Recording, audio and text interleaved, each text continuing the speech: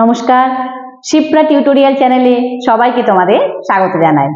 আজকে আমি তোমাদের সপ্তম শ্রেণীর পঞ্চম অধ্যায় তার শেষ বিষয়বস্তু শেষ মুঘল সম্রাটের সম্পর্কে আলোচনা করব। তিনি হলেন মুঘল সম্রাট ঔরঙ্গজেব। তোমাদের এর আগে সমস্ত মুঘল সম্রাটদের বিষয়ে আলোচনা করেছি। আজকে আমি শেষ মুঘল সম্রাট নয়, তোমাদের ঔরঙ্গজেব অবধি তোমাদের সিলেবাসে আছে এবং ঔরঙ্গজেবের পরবর্তীকালেই মুঘল সাম্রাজ্যের পতন শুরু হয়ে যায়, তার ডাউনফল শুরু হয়ে যায়। তাই ঔরঙ্গজেবই বলতে পারা যায় শেষ উল্লেখযোগ্য সম্রাট। তাই সেই ঔরঙ্গজেবের বিষয়ে আজকে আমি আলোচনা করব। এই ঔরঙ্গজেব ছিলেন মুঘল সাম্রাজ্যের ষষ্ঠতম সম্রাট, সিক্সথ এম্পায়ার। তিনি কত বছর রাজত্ব করেছিলেন? তিনি 1658 থেকে 1707, 1658 থেকে 1707, মানে প্রায় 49 বছর, লং 49 ইয়ার্স ধরে কিন্তু মুঘল সম্রাট হিসাবে তিনি ভারতবর্ষে শাসন করেছিলেন, রুল করেছিলেন। এবং যেটা মুঘল সাম্রাজ্যের ইতিহাসে দীর্ঘকালীন শাসনকাল বলা হয়, লেন্দি রুলিং টাইম এটা বলা হয়। কার শাসনকাল? এই ঔরঙ্গজেবের শাসনকাল। এই ঔরঙ্গজেব কিন্তু অন্যান্য মুঘল সম্রাটদের মতো এত বেশি উদারতা দেখাননি। তিনি কিন্তু অতটা ভালো সম্রাট বলা যায় না, ইনি খুবই নিষ্ঠুর সম্রাট ছিলেন। তোমাদের আমি আলোচনা করেছি শাহজাহান বলার সময় যে শাহজাহানকে বন্দি করে রেখেছিলেন, তারপর তিনি সম্রাট হয়েছিলেন। তাহলে বুঝতেই পারছো তো, নিজের বাবাকে বন্দি করে সম্রাট হয়েছেন, তিনি আর কত ভালো সম্রাট হবেন। তাই তিনি কিন্তু খুব একটা মহান সম্রাট ছিলেন না, তিনি খুব নিষ্ঠুর ছিলেন, ক্রুয়েল ছিলেন। তিনি ছিলেন একজন রক্ষণশীল গোঁড়া সুন্নি মুসলিম শাসক। রক্ষণশীল, কনজারভেটিভ, এক্সট্রিমিস্ট, সুন্নি মুসলিম রুলার। এখানে একটা বিষয় বলি, সুন্নি আর শিয়া এ দুটো হচ্ছে মুসলমানদের দুটি সম্প্রদায়, দুটো শ্রেণী। সব ধর্মের যেমন বিভিন্ন দুটো সম্প্রদায় থাকে, মুসলমান ধর্মেরও ইসলাম ধর্মেরও দুটি সম্প্রদায়, শিয়া এবং সুন্নি। তা ঔরঙ্গজেব কিন্তু সুন্নি ছিলেন। সুন্নি যারা হতো তারা একটু গোঁড়া, রক্ষণশীল, কনজারভেটিভ হতো। তো ঔরঙ্গজেবও সেই মতো তিনি কিন্তু গোঁড়া ছিলেন, খুবই রক্ষণশীল ছিলেন। এবং তিনি কিন্তু সকল ধর্মের প্রতি তার পূর্বসূরি সম্রাটদের ন্যায়, আগের যে সম্রাট আকবর, জাহাঙ্গীর, শাহজাহান, এদের মতো কিন্তু তিনি সকল ধর্মের প্রতি সহিষ্ণুতা দেখাননি। অল রিলিজিয়ানের প্রতি যে টলারেন্স, যে পলিসি, এটা আগের সম্রাটরা দেখিয়েছিল, সেই সকল ধর্মের প্রতি তিনি কিন্তু সহিষ্ণুতা দেখাননি। সকল ধর্মের প্রতি তার শ্রদ্ধা ছিল না। কি করে থাকবে? তিনি তো একজন গোঁড়া রক্ষণশীল মুসলিম শাসক ছিলেন। আর তার মূল লক্ষ্য ছিল ভারতবর্ষে ইসলামকে একটা প্রভাবশালী শক্তি হিসাবে প্রতিষ্ঠা করা, একটা ডমিনেন্ট ফোর্স হিসাবে এস্টাবলিশ করা। কাকে? এই ইসলাম রিলিজিয়ানকে। আর সেই কারণে তিনি কিন্তু এরকম ভাবে কোনো ধর্মের প্রতি সহনশীলতা দেখাননি। এবং তিনি হিন্দুদের প্রতিও অসহিষ্ণু ছিলেন প্রচন্ড পরিমাণে, যেটা আগের সম্রাটরা কেউ ছিলেন না। ঔরঙ্গজেব কিন্তু ছিলেন, তিনি হিন্দুদের প্রতি অসহিষ্ণু ছিলেন, ইনটলারেন্ট ছিলেন। আর শুধু হিন্দুদের প্রতিই নয়, তিনি শিয়া যে সম্প্রদায়, সুন্নি আর শিয়া যে বললাম, তো সেই শিয়া সম্প্রদায়ের প্রতিও কিন্তু তিনি বিরূপ ছিলেন, অর্থাৎ আনফেভারেবল।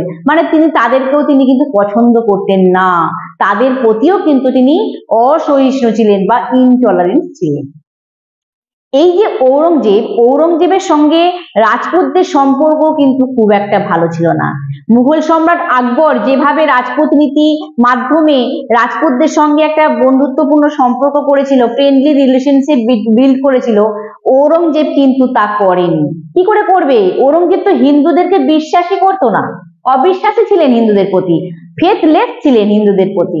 এবং তিনি কি করেছিলেন, প্রায় 100 বছর পর, আকবরের প্রায় 100 বছর পর তিনি হিন্দুদের ওপর জিজিয়া কর আবার চালু করেন। জিজিয়া কর সম্পর্কে তোমাদের আমি বলেইছি, জিজিয়া ট্যাক্স। সেই ট্যাক্স বা সেই কর কিন্তু 100 বছর পর তিনি হিন্দুদের ওপর আবার পুনরায় চালু করেন, যেটা কিন্তু রাজপুতদের সঙ্গে মুঘলদের সম্পর্কের অবনতি ঘটাতে সাহায্য করেছিল, রিলেশনশিপ নষ্ট করতে সাহায্য করেছিল এই জিজিয়া কর চালু করার জন্য। এবং অম্বরের রাজা, রাজপুতদের যে অম্বরের রাজা জয় সিংহ এবং মারোয়ারের রাজা যশবন্ত সিং, এরা যখন রাজপুত রাজা ছিলেন তখন কিন্তু মুঘল ঔরঙ্গজেবের সঙ্গে একটি সম্পর্ক এদের ভালো ছিল, কিন্তু এদের যখন মৃত্যু হয়ে যায় তখন রাজপুতদের সঙ্গে মুঘলদের সম্পর্কের আরো অবনতি ঘটে। তারা মুঘলদের বিরুদ্ধে শক্তিশালী প্রতিরোধ গড়ে তোলে, একটা স্ট্রং রেজিস্ট্যান্স বিল্ড করে, যার পরিণতি হলো যুদ্ধ, যে যুদ্ধ রাঠোরের যুদ্ধ নামে পরিচিত।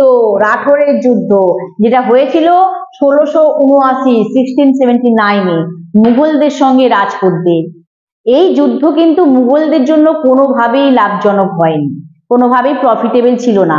কারণ আসলে ব্যাপারটা কি বলতো, আকবর, সম্রাট আকবর রাজপুতদের সঙ্গে একটা বন্ধুত্বপূর্ণ সম্পর্ক গড়েছিলেন এবং তিনি কিন্তু যে মুঘল সাম্রাজ্যের বিকাশে অর্থাৎ এক্সপ্যানশনে রাজপুতদের যে ভূমিকা বা অবদান কন্ট্রিবিউশন আছে সেটা কিন্তু স্বীকার করেছিলেন কে, সম্রাট আকবর। কিন্তু ঔরঙ্গজেব কিন্তু সেই মূল্য বুঝতে ব্যর্থ হয়েছিলেন।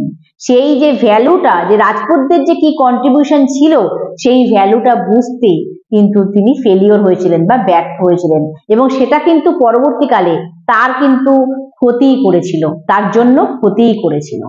আর ঔরঙ্গজেব কিন্তু তার দীর্ঘ রাজত্বকালে, মানে এই যে লং যে তিনি রুল করেছিলেন সেই সময়টা কিন্তু বেশিরভাগ সময়টা কিন্তু তিনি মুঘল সাম্রাজ্যের বিকাশের জন্য যুদ্ধ করে কাটিয়ে দিয়েছেন। মানে মুঘল সাম্রাজ্যের এক্সপেনশনের জন্য তিনি সবসময় যুদ্ধ করেছেন। আর তার সময় কিন্তু বিভিন্ন জায়গা থেকে মুঘলদের বিরুদ্ধে প্রতিরোধ গড়ে উঠছিল। শিখরা, তাদের মানে শিখ সম্প্রদায়, তারা কিন্তু মুঘলদের বিরুদ্ধে প্রতিরোধ গড়ে তুলেছিল, মুঘলদের বিরুদ্ধে শত্রু হয়ে গেছিল আর কি। আর ঔরঙ্গজেবের রাজত্বকালে একটা খুবই মানে গুরুত্বপূর্ণ ভাবার বিষয় ঔরঙ্গজেবকে ভাবিয়েছিল আর কি, সেটা হলো শিবাজির নেতৃত্বে মারাঠা শক্তির উত্থান। শিবাজি, ছত্রপতি শিবাজি, যিনি মারাঠা সাম্রাজ্যের প্রতিষ্ঠা করেন এবং তিনি কিন্তু মারাঠাকে একটি শক্তিশালী রাষ্ট্র হিসাবে গড়ে তোলেন, একটা পাওয়ারফুল স্টেট হিসাবে গড়ে তোলেন, এবং তিনি মুঘলদের অধীনে থাকতে চাননি, তিনি মুঘলদের বিরুদ্ধেই সংগ্রাম করেন। আর এই মারাঠাদের দমন করার জন্যই ঔরঙ্গজেবের কাছে মারাঠাদের দমন করা এটা একটা বড় চ্যালেঞ্জ ছিল, একটা খুবই বড় চ্যালেঞ্জ ছিল। এবং এই মারাঠাদের দমন করা, শিবাজিকে হারানো, এইসবের জন্য তিনি কি করেছিলেন, সেই সব করতে গিয়ে তিনি দক্ষিণ ভারত জয় করার দিকে মন দিয়েছিলেন। দক্ষিণের রাজ্যগুলি, দাক্ষিণাত্য জয় যেটাকে বলে, দাক্ষিণাত্য জয় বা দক্ষিণের রাজ্যগুলি জয় করার দিকে তিনি মন দিয়েছিলেন। কেন? তিনি ভেবেছিলেন যে যদি দক্ষিণের রাজ্যগুলি জয় করা যায়, মুঘলদের অধীনে দক্ষিণের রাজ্যগুলিকে আনা যায়, তাহলে সেখান থেকে বেশি পরিমাণ রাজস্ব পাবেন, রেভিনিউ পাবেন, এবং তার সঙ্গে সঙ্গে তিনি মারাঠাদেরও দমন করতে পারবেন, মারাঠাদেরও কিন্তু আস্তে আস্তে তার মানে মুঘলদের কন্ট্রোলে আনতে পারবেন।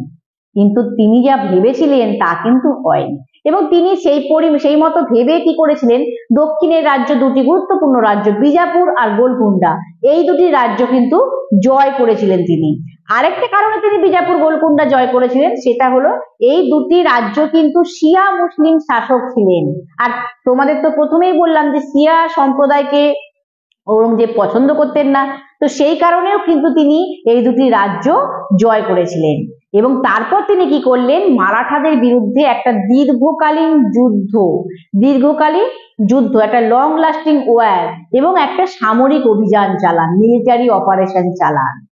কিন্তু এই দীর্ঘ রক্তক্ষয়ী যুদ্ধ, একটা লং ব্লাডি ওয়ার, এটার ফলে কিন্তু মুঘল সাম্রাজ্যের সামরিক এবং আর্থিক সম্পদ নিঃশেষ হয়ে গেছিল। মানে মিলিটারি এবং ফিনান্সিয়াল যে রিসোর্সেস ছিল মুঘল এম্পায়ারের, সেগুলো সবই কিন্তু ধীরে ধীরে নষ্ট হয়ে গেছিল, শেষ হয়ে গেছিল। এবং এই যে পরিস্থিতিটা তৈরি হয়েছিল, দক্ষিণ ভারতে মারাঠাদের দমন করার জন্য তিনি যে লাগাতার যুদ্ধ করে গেছেন, তার ফলে যে এত মুঘলদের শক্তি সম্পদ নষ্ট হয়েছিল, এই পরিস্থিতিটাকে ইতিহাসবিদ ইউব্লিও অসবোর্ন একটা ক্ষত বলে অভিহিত করেছেন, উন্ড বলে। এটাকে উন্ড বলেছেন। কেন? তিনি এই কারণে উন্ড বলেছেন যে এই যে যুদ্ধটা, একটা দীর্ঘকালীন যুদ্ধ, এটা কিন্তু কোনো স্থায়ী সফলতা আনেনি, পার্মানেন্ট কোনো কিন্তু সাকসেস দেয়নি ঔরঙ্গজেবকে। তার পরিবর্তে এই যুদ্ধের ফলে মুঘলদের অনেক শক্তি আর সম্পদ ধীরে ধীরে ক্ষয় হয়ে যাচ্ছিল। তাই জন্যই তিনি একে ক্ষত বলেছেন, একে দাক্ষিণাত্যের ক্ষত বলেছেন। দাক্ষিণাত্য ক্ষত বা ডেকান উন্ড এইটা বলে অভিহিত করেছেন। এবং এই দাক্ষিণাত্য ক্ষত কিন্তু আর সারেনি। ঔরঙ্গজেব কিন্তু এই দক্ষিণ ভারতে প্রায় 25 বছর ধরেই তিনি যুদ্ধ করে গেছেন এবং শেষের দিকে তিনি দাক্ষিণাত্যেই তিনি কিন্তু মারা যান। যুদ্ধ করার ওই পরিস্থিতিতেই কিন্তু ওখানে তিনি মারা যান।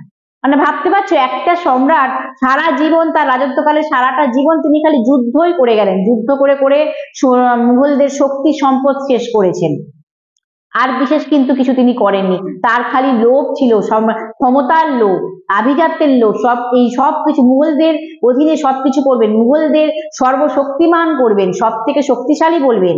কিন্তু সেটা অন্যান্য সম্রাটরাও চেয়েছিলেন, কিন্তু সবার সঙ্গে থেকেই, ঔরঙ্গজেবের মতো এরকম নিষ্ঠুরতা করে নয়। আর এটা যদি তিনি পারতেন, যদি তিনি রাজপুতদের সঙ্গে সম্পর্কটা ভালো করতেন, কিন্তু তা তো তিনি করেননি, তাদের সঙ্গে তিনি শত্রুতা করে ফেলেছিলেন। তাই তিনি কিন্তু কাউকে পাশে পাননি, তার বিরুদ্ধে কিন্তু সবাই প্রতিরোধ গড়ে তুলেছিল। এবং এই দাক্ষিণাত্য ক্ষত, এই ডেকানুন, এটাই কিন্তু মুঘল সাম্রাজ্যের পতনের জন্য কিন্তু অনেকটা বড় কারণ ছিল। মুঘল এম্পায়ারের ডাউনফলের জন্য এই দাক্ষিণাত্য ক্ষত বা ডেকানুন একটা কিন্তু বড় কারণ ছিল, একটা বিগ রিজন ছিল। তো এই হচ্ছে ঔরঙ্গজেব, যিনি কিন্তু সম্রাট হয়ে দীর্ঘকালীন রাজত্ব করেছেন, কিন্তু সম্রাট হয়ে তিনি কোনো কৃতিত্বের পরিচয় দেননি, বরং মুঘল সাম্রাজ্যকে ধীরে ধীরে পতনের দিকে নিয়ে গেছেন, মুঘল এম্পায়ারকে ধীরে ধীরে ডাউনফলের দিকে নিয়ে গেছেন। আর এই ঔরঙ্গজেবের পরবর্তীকালে যারা যারা তার উত্তরসূরি ছিল বা তার ছেলেরা ছিল, তারা কিন্তু আর যথাযোগ্য উত্তরাধিকার হিসাবে ছিল না ঠিকঠাক। তারপরে কিন্তু মুঘল সাম্রাজ্য ধীরে ধীরে পতন হয়েছিল, যেটা আমি ক্লাস 8-এ তোমাদের ভালোভাবে আলোচনা করেছি, মুঘল সাম্রাজ্যের পতন কি করে হলো। এত বড় একটা সাম্রাজ্য এত বছর রাজত্ব করার পরও কিন্তু শেষ অবধি সব সাম্রাজ্যেরই উত্থান হয়, পতন হয়, এদেরও তাই হয়েছিল। এটা কিন্তু অনেকখানি ঔরঙ্গজেবের এই সমস্ত ভুলভাল কাজের জন্য হয়েছিল, এই সমস্ত কাজের জন্যই কিন্তু মুঘল সাম্রাজ্যের পতন ঘটেছিল। এই হলো ঔরঙ্গজেব, তার রাজত্বকাল, তার ভুল ভ্রান্তি, এবং আস্তে আস্তে তারপর মুঘল সাম্রাজ্য পতনের দিকে এগিয়ে যায়। আশা করি তোমাদের ঔরঙ্গজেবের রাজত্বকাল কিছুটা হলেও বোঝাতে পারলাম, আশা করি তোমরা বুঝতে পেরেছো।